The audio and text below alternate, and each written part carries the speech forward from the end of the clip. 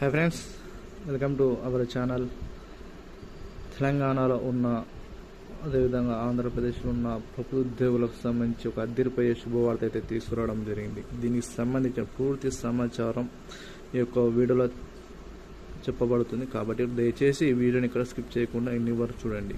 ఈ యొక్క ఇన్ఫర్మేషన్ అనేది మీకు యూజ్ఫుల్ అయ్యే ఇన్ఫర్మేషన్ అయితే తీసుకురావడం జరిగింది. కాబట్టి పెన్షనర్స్ ఎవరైతే ఉన్నారో అందరికీ కూడా ఒక గొప్ప శుభవార్త అయితే తీసుకురావడం జరిగింది.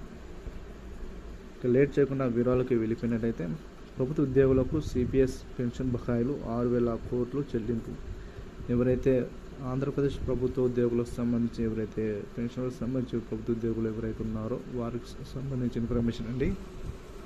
ఈ యొక్క వార్త విని దాదాపు ప్రభుత్వ ఉద్యోగులలో అదేవిధంగా పెన్షనర్లలో చాలా హర్షం వ్యక్తం చేయడానికి సిద్ధంగా ఉండండి. ఎందుకంటే ఈ యొక్క విషయం అనేది మనకు ఆల్రెడీ నిన్న జరిగిన సమావేశాలలో ఆంధ్రప్రదేశ్ ముఖ్యమంత్రి అయిన నారా చంద్రబాబు నాయుడు గారు ఉద్యోగులకు సంబంధించి పెన్షన్లకు సంబంధించి ఒక అదిరిపోయే వార్త అయితే తీసుకోవడం జరిగింది. ఈ యొక్క సిపిఎస్ పెన్షన్ సంబంధించిన బకాయిలన్నింటినీ దాదాపు 6,000 నుండి 6,200 కోట్ల బడ్జెట్ని అయితే కేటాయించడానికి ప్రభుత్వం అయితే సిద్ధంగా ఉంది.